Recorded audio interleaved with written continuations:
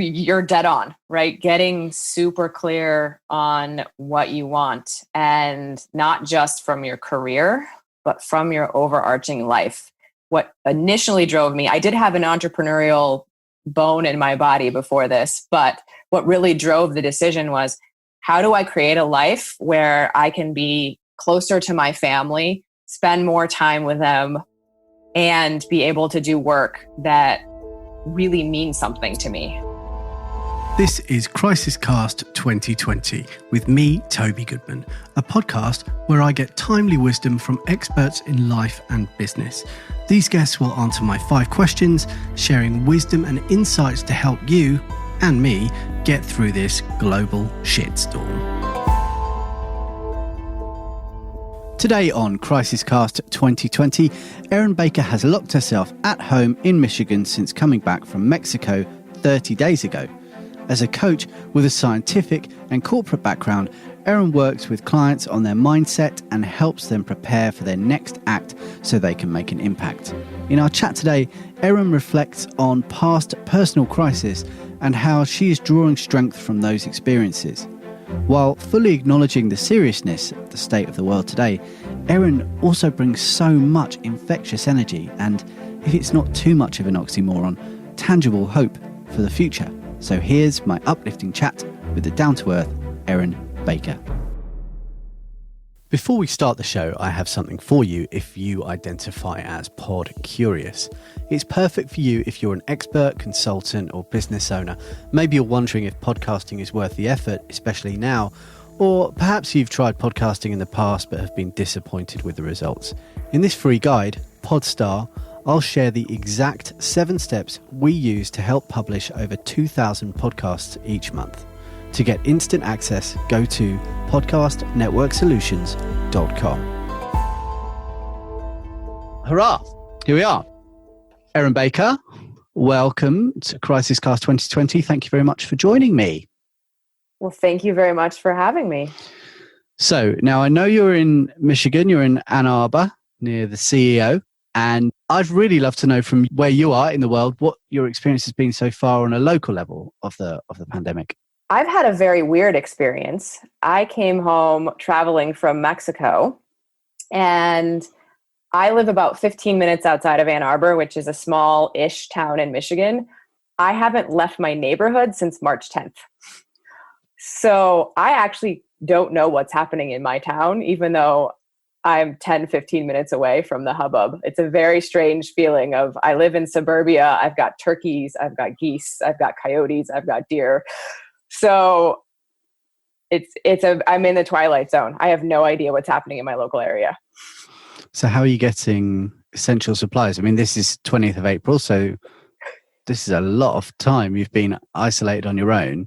How are you feeding? I'm doing okay. So I came home from Mexico with a sore throat. And so immediately we put me on quarantine. And then about 4 days after that, my wife got a cough, and she worked at a pediatrician's office. And so they said, don't come in. So for a couple weeks, we were both on quarantine having stuff delivered. She's now furloughed from work. She's at home. So she's the one going out doing all the essential shopping. Because if I were to get sick, the business would be that's our only income at the moment. So she's out, she's brought back a little bit of intel on what's happening, but even she hasn't been downtown.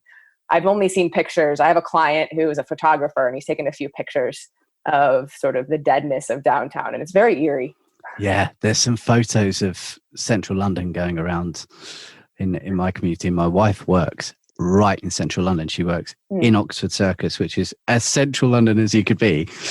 And she's been in a few times because she works for the BBC, and it's dead. Like, central London is dead. It's like a ghost town.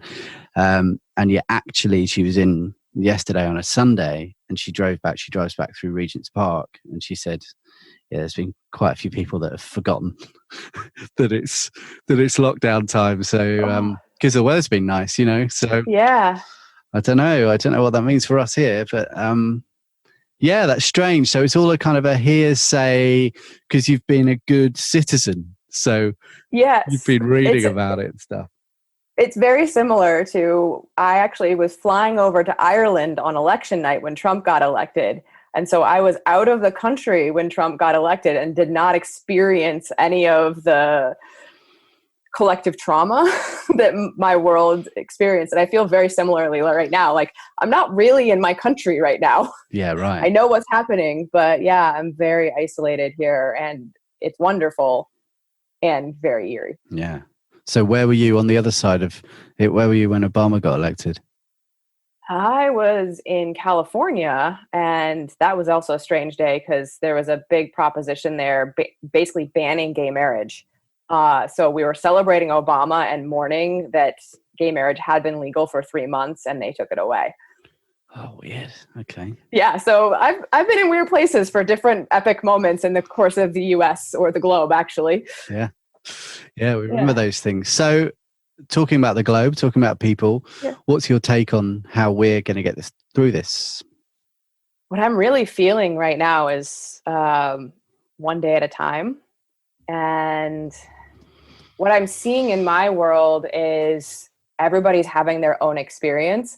And a lot of people are having a lot of opinions about what other experiences people should be having. And what I see really on a lot of levels is we got to take it one day at a time. And it's up to us as individuals to think about, how do we want to create our now and how do we want to create our future, so that when we do get through this on the other side, we don't go into an autopilot. I see so much of the world has been on autopilot, doing their, get up in the morning, commute, travel to work, travel home.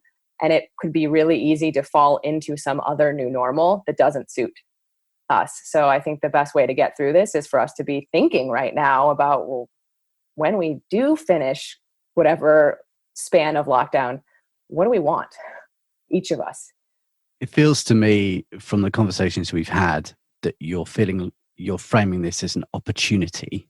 Absolutely. And I don't want to negate the real pain so many people are having. And there are people who are still, there's different phases when you go through a crisis.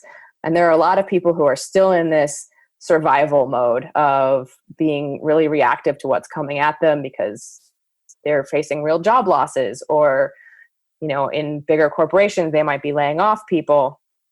But there is a point where you get out of that chaos phase and you get to a place of, okay, things are settling a little bit. And this is the place where things that are growing grow faster and things that are dying die faster. So it's a great opportunity to be on the growth side of growing faster, or even changing. If you're someone who's just finding out, wow, I really don't like the way my life was before this, what's my opportunity now? This is a great time to be thinking about that. Yeah, agreed. And you're someone who's already created your own reality in terms of what you do. You've chosen to do your own thing. You've chosen to row your own boat. And so therefore you have that air of confidence of someone who's already taken some tough decisions from a business and survival standpoint. So you're a little bit more comfortable and confident without being, negating the pain. Like you say, it's absolutely great language for that. And I'm going to be stealing that going forward. So thanks for that.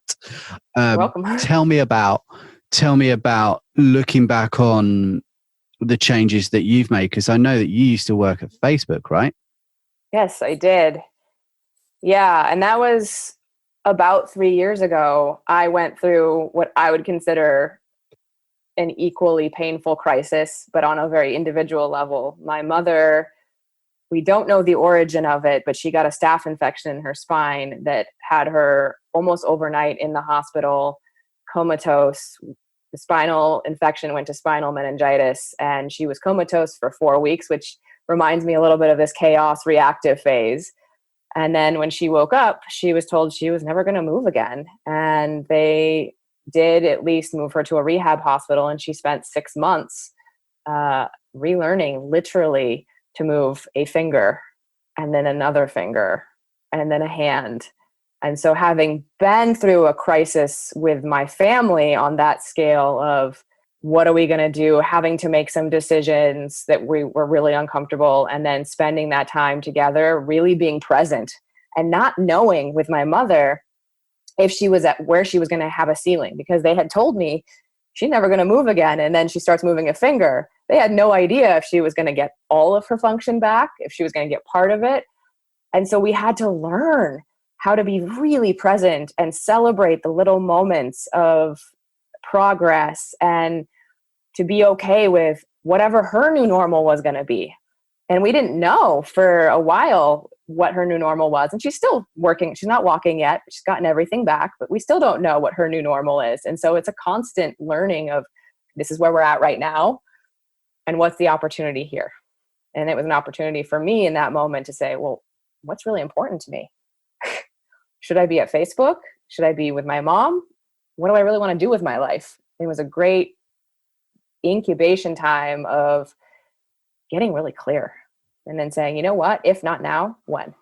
Yeah, great. And that's a nice thing to have come out the other side with, I guess. So my question to you is, as someone who was employed, massive company, all of that stuff, what are the steps if someone's thinking about escaping from the corporate life and becoming the corporate refugee, as we like to say?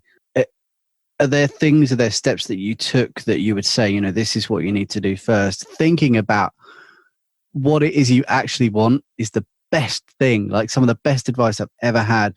At some point, Dove Gordon's going to be on here. And one of the things he said to me, and he's an amazing coach, he said to on a group call once, he was like, so many people are just always talking about what they don't want because it's so much easier than actually saying, no, like, hold on, what do you want? Can you tell me what you want?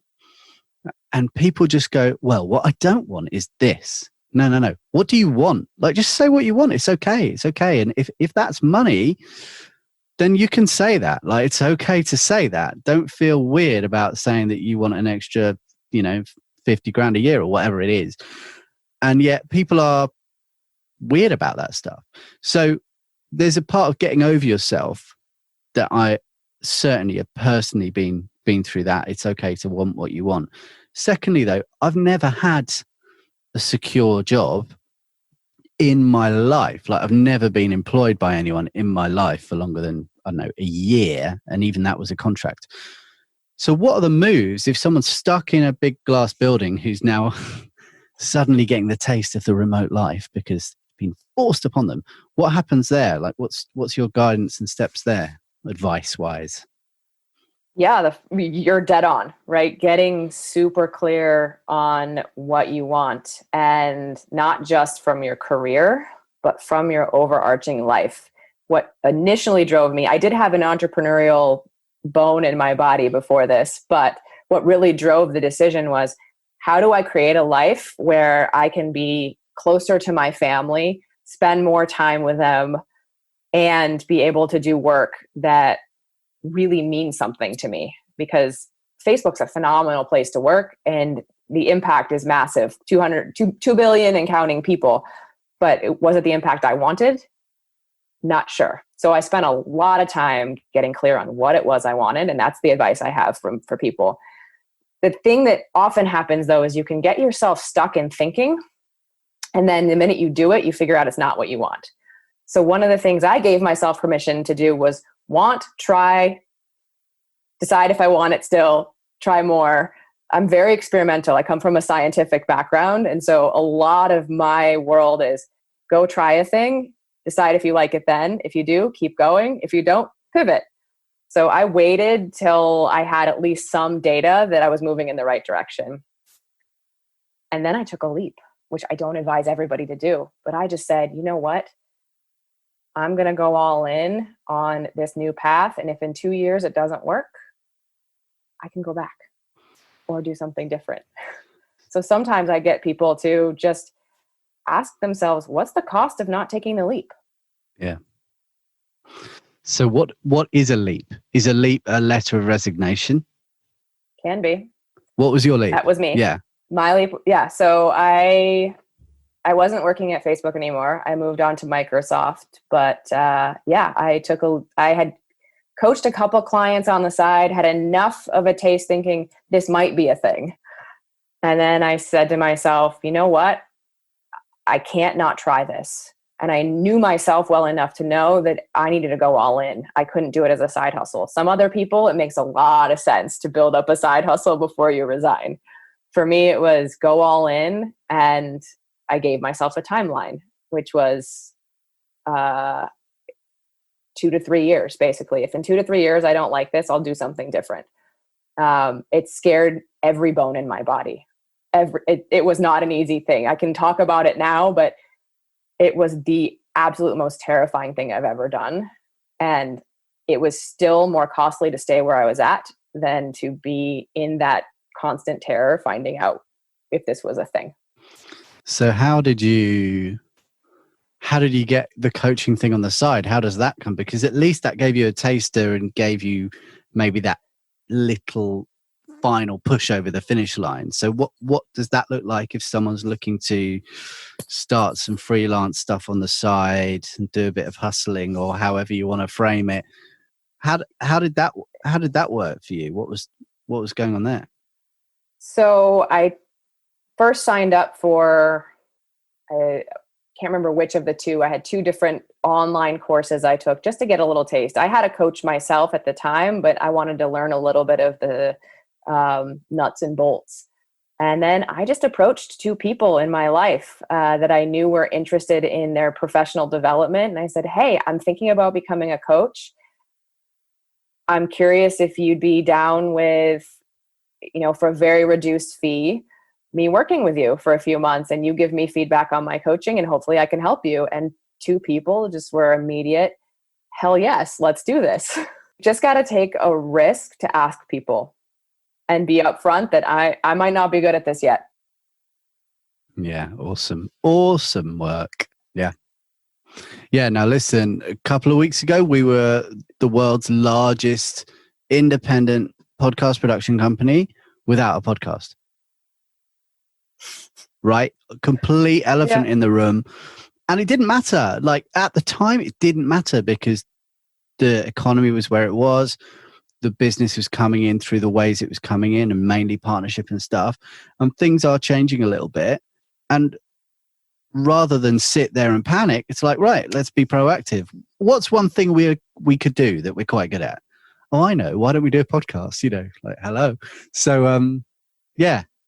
Awesome. So I was going to say, this is a time to try things you never thought you would. Yeah. I'm saying yes right now to things that I would have said, no, I don't have time for that. Yeah. Why not right now? Yeah. And this is coming up. This is coming up so much. I was on a call today with a group of people, and one of the things that someone said, and I said to someone the other day, so I imagine we're all saying it, is right now, if you want to talk to someone, you've got a really good chance of being able to talk to them. And I think we spoke about this the other day as well.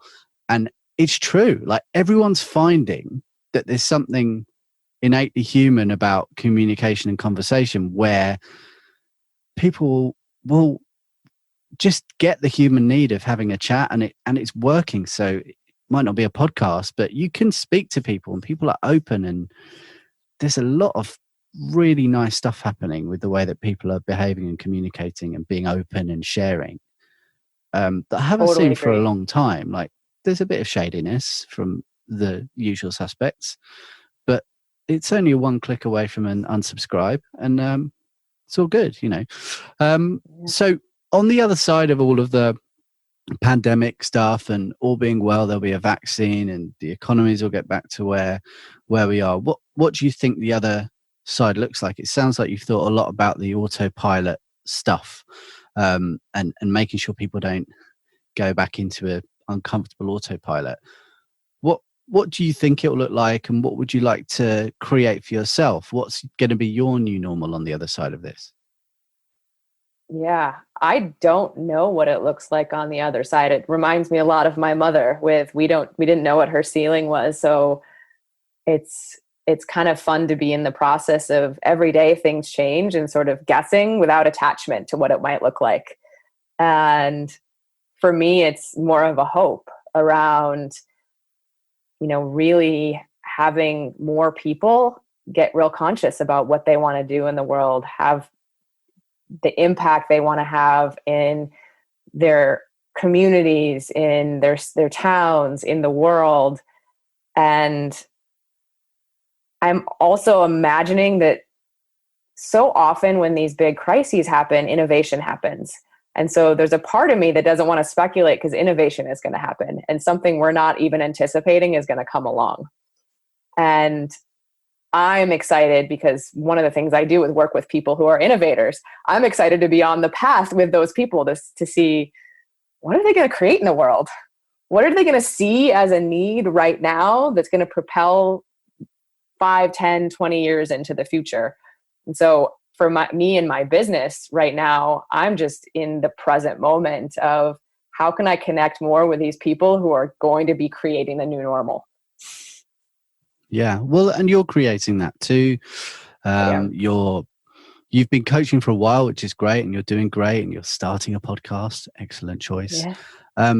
So other than starting a new podcast, which is obviously a new venture that you're doing, you've just launched a new website, which looks awesome, which we're going to direct people to.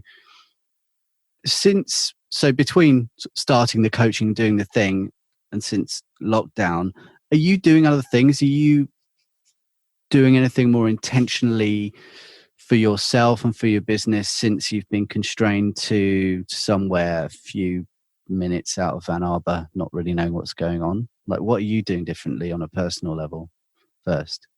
Yeah. So something that really surprised me is I was feeling really blocked for a couple months in terms of, I go live on Facebook. I have a community I run. I was feeling really blocked content-wise and having discussions with my own coach about what's going on with me. I can't seem to just get out there. And as soon as the pandemic hit, it was just like the floodgate opened. And so something I'm doing a lot differently is just the fear of whatever fear was behind me not putting out content is gone. And so I'm being very intentional about being out there, sharing, being a little bit more bold about my sharing. And it's all A, fun, and B, in service of the long term. So I am someone who, instead of planning the long term, I'm now having fun in the possibility of what these little things I'm doing are going to turn into in the long term. And then personally, I'm just being really intentional about, I could actually be busier than normal, and I'm making sure I'm not. So last week, I took an afternoon off for no reason. I'm getting outside more. I'm spending time with my family. I'm being really intentional about, if this is the business I want to be in for the next 5, 10, 20 years, this is a great time for me to say, this is how I want it to be. Some people do really well in a crisis. I feel like you're one of those people. I'm starting to think I might be one of those people too. We're rare birds. Yeah, I mean, but it takes. I was saying to a friend the other day, it's taken a pandemic, a global pandemic, for me to get out of my own way, which is ridiculous. But that's me.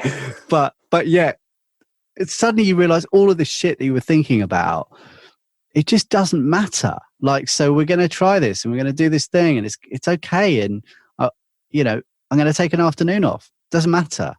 Like, it's not just about finding opportunity. It's about maybe just not doing anything for an afternoon and feeling cool about it. It's both ways, right? Well, I would say right now, because it's so unclear what the business landscape looks like, I'm really focusing on what feels fun, what feels creative. What do I want to do? I did a whole live video. So many people talking about what you should be doing right now. And I totally disagree with that. People are talking about, I don't want to waste this crisis. That gets you out of what's fun and creative. It's really about, what can you do given your current constraints, and what do you want to do? And so I'm trying to stay in that myself every day. Absolutely. And those Facebook Lives and the podcasts, they're all documents of moments in time that if the worst happened to you, that's what you leave behind, right? How did this person deal with this? And if you're documenting it and you're seen to be someone who's very giving, which is what you're doing, like you're giving. Every time I look at your Facebook feed now that you know we're Facebook friends and stuff, you're just there like with a smile doing what you're doing, sometimes with a guitar. Yes. And it's like, which is cool. So edgy, and yet why not? Why not? Yeah, it's really cool. And it shows, we had a chat about, in relation to your podcast, about it's really important to stand for something and be seen to stand for something in terms of what you deliver for your clients, because there's a gazillion coaches out there all talking about success and all of that stuff, and it's just empty verbiage. And yet when you stand for so many things, and just by listening back to this conversation, people listening already know exactly what you stand for. People know where your politics are. People know loads of stuff just by listening to you. So what are you finding? Who are you finding that you attract because you are so kind of out front with the type of person that you are and where you are? How does that manifest itself in your business? Right now, it's the people who are secretly thriving. It's the people who are getting an itch to be innovative. And it's people who are even wanting to lead differently. Some leaders who are seeing this an opportunity to take risk. And I will say, beneath that, they're all terrified. So I get fears of, what are people going to think of me if I am thriving, right? Or what are people going to think of me if I'm selling? If I have a friend who's making great money in her business and was feeling guilty about that. It's the people who are thinking, well, if I completely switch careers right now, will I lose my identity? And so they're the kind of people who are absolutely terrified and doing it anyway.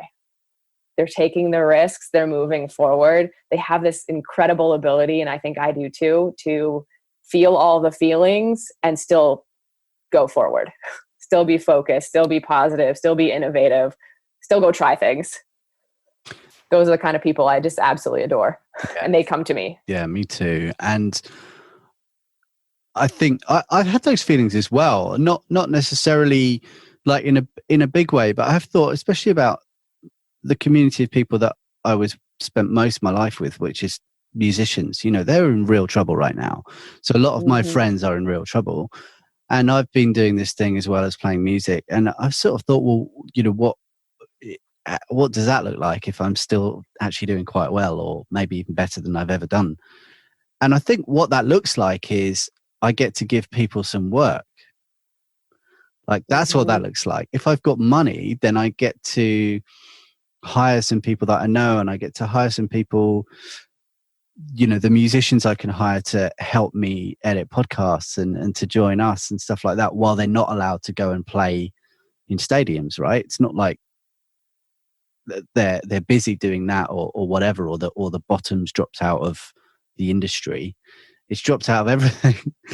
And they've got some key skills that I know we can use at Podcast Network Solutions that can help, and I'm seeing that as well. So yeah, that's where my head is with like being okay about doing okay through this financially. Do you know what I mean? And it doesn't help any of us who are doing well to bring ourselves down into the pits.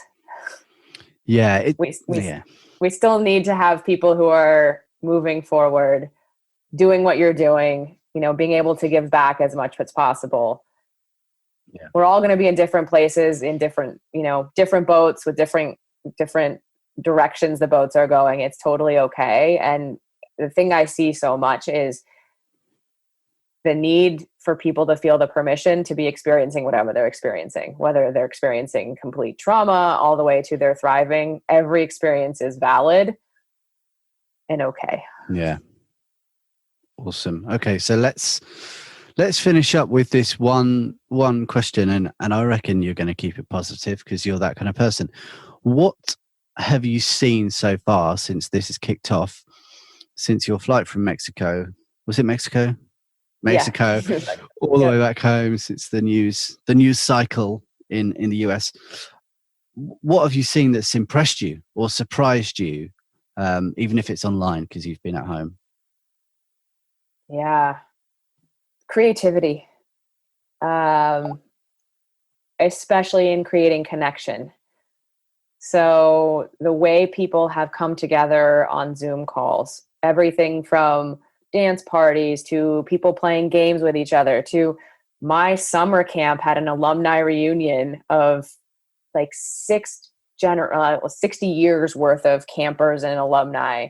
The incredible ways that we're innovating in that space around connection and community brings me so much hope around just the ways we're going to innovate in the new normal.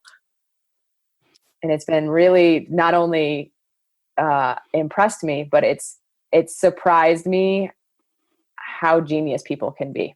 Yeah. Where did your summer camp take place? Just about 3 hours north of here in a place called Indian River, Michigan. It's actually where I spent most of my childhood. Didn't know there was a camp. It's on a lake, and I didn't know there was a camp across the lake, but it was absolutely the best thing that ever happened to me. And being able to meet up with people who've been going there for generations was just so special. Yeah. And my mum had like a school reunion on Zoom the other day. It was just crazy because she's 70, but amazing too. What did you learn anything about people that you hadn't seen in a while? Like, is there any remarkable stories from people there?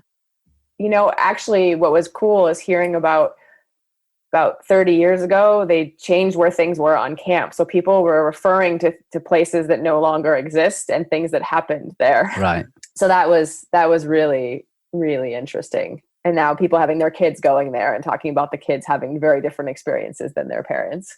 Oh, that's really cool. That's so cool. So tell me about the business. Tell me about what you're up to at erinbaker.com and where people can find you and all of that sort of stuff. Yeah. So I work with mission-driven leaders and entrepreneurs who are in some level launching their next act. They might be at the very beginning stages of figuring out, well, what am I doing with my life? All the way to, I'm at the beginning stages of this business or this startup and I don't know what I'm doing. Help. And I don't know all the things about business, but I do a lot to help with the inner work around when you become your own boss, when you become your own CEO, when you are your business, how do you move through that? And I help them think about strategy and skills from the standpoint of who they be in their business. It's a lot of fun for me to work with people who are inspiring, who are up to big missions. Oftentimes I'll help them think even bigger, dream even bigger, and say, okay, now that feels impossible, let's go for it. Cool. Very cool. And people can find me on my website, and there's a link at the top of the call to action at the top of the page, says join the tribe. That's my Facebook group. It's called the Impact Entrepreneur Launchpad. And that's where I do a lot more of my sharing than even on my Facebook feed. And it's a really cool mix of people who are service-based businesses, brick and mortars, a couple people doing startups, all with the idea of creating a bigger impact on the world. Killer. And your next act is going to be your podcast, which we're really excited to be helping you produce. And it's going to be the format of it. Some of it's going to be, you're going to actually be coaching on the podcast. So if anyone's really resonating with what you're doing, who's listening and how you think and the kind of person you are, then I would encourage them to get in touch with you directly, because you'll be up for doing a bit of live coaching, albeit pre-recorded and then published for your podcast, right? Yep, absolutely. That's where the gold is. Yes. Awesome. Okay. Erin, thanks so much for coming on. Thank you, Toby. All right. See ya. This episode of CrisisCast 2020 was produced by me in London and Kate Astrakhan in Michigan, with artwork by Ryan Field and sound design by Lee Turner. CrisisCast 2020 is a production from Podcast Network Solutions, a full-service podcast production company who are ready to help you plan, record, produce, and promote your message with podcasting. To find out more and grab your copy of Podstar if you're feeling pod curious, visit us at podcastnetworksolutions.com.